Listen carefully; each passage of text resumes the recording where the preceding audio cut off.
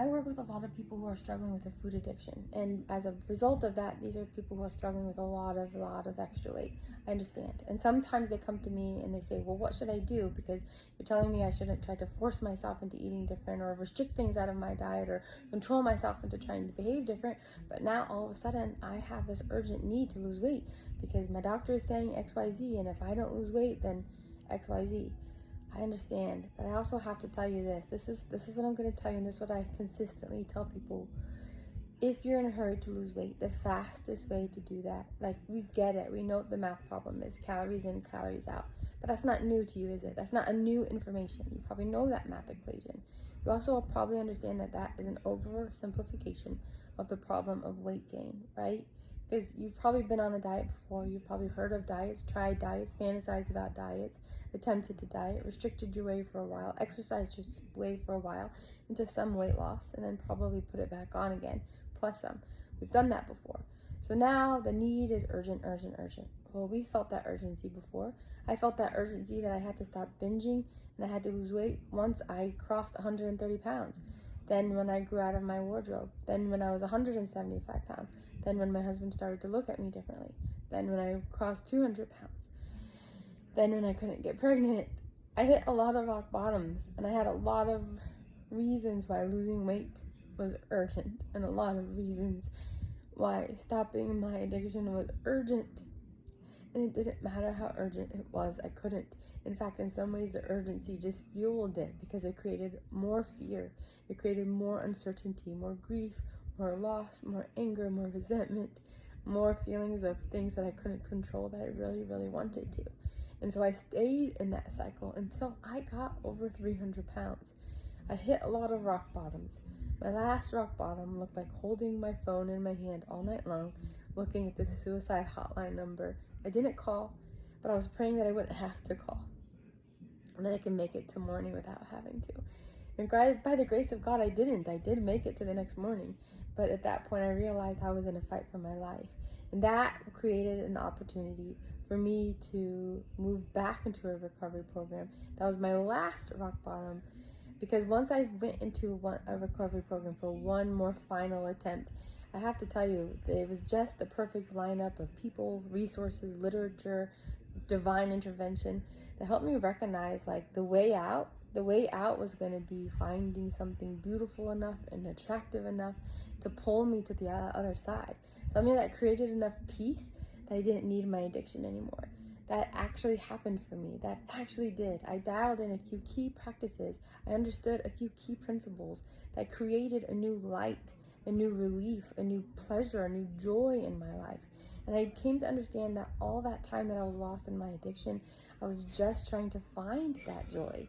And once I found it, once I found my way there and retraced my steps there over and over and over again, it became second nature to me. And it wasn't like I was choosing between two things anymore. It got to a point where I wasn't choosing between my addiction and this other thing. That other thing was just the better drug. It just did better things for me. For me, that was my higher power. I found something that gave, just like my addiction, it gave me a sense of control for a moment. It gave me relief, but real relief. It wasn't counterfeit like my addiction was. The God thing, yeah, it worked good.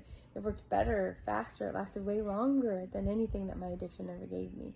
And once I discovered that, not the first time or the second, because for me, it took doing it over and over again in order to rebuild my trust with a higher power.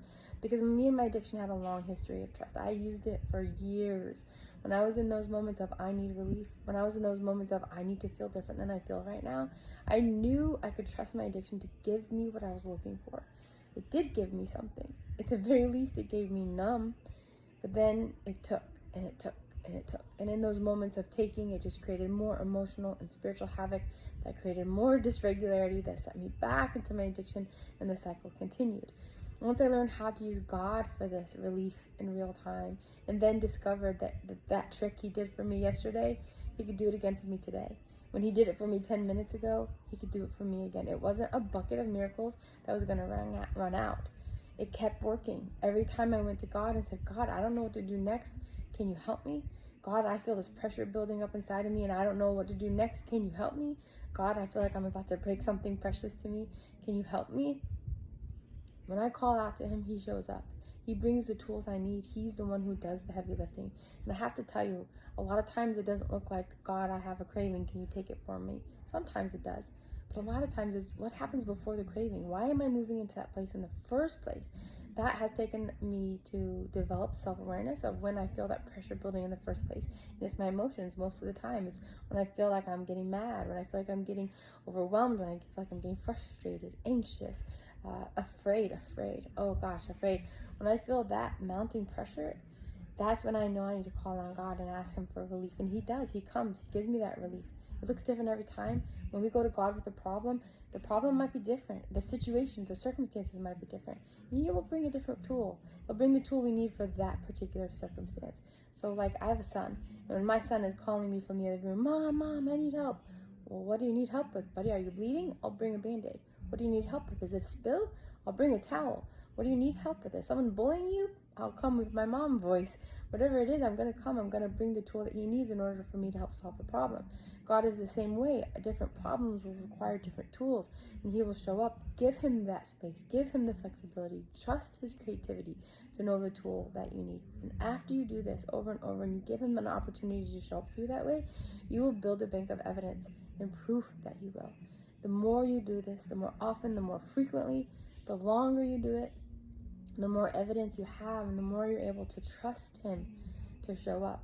So what do? If you're in a hurry to get your life back, your body back, your weight back, your health back, whatever it is you feel like you have lost, whatever it is you feel like you're still fighting to keep, if you're in a hurry and you need to get your addiction out of the way so that you can have it or keep it or get it back, the thing you need to do, the thing that you need to be in a hurry to do, is to make your way to God. He will know what to do with you. Figure this out. Figure out this relationship with him. Figure out how you can restore or have for the first time this relationship of trust with God. Because the only thing that keeps this from working is your skepticism that it will work. As soon as you can dial this in and get this trust that will allow you to go back to him over and over and over again, whatever that looks like, however many times in a day, the faster then you'll get through this. I know for me, I've been in recovery for years. I've been on the other side of my recovery for years. I'm in a place where I'm not struggling with cravings. I'm completely neutral toward my addiction. I know the way back to peace. From moment to moment, I know the way there. Now, I don't live in peace, in harmony, and kumbaya 24/7. Pain still crosses my path. I get mad, I grieve, I get frustrated, I get anxious, I get upset, I get fearful. The difference is that I'm not looking at the person across from me that my pain is touching and saying it's their fault. I recognize that the actual problem in my life is the emotional experience I'm having, and it's my responsibility to bring that to God and ask for me to be restored to a place of peace.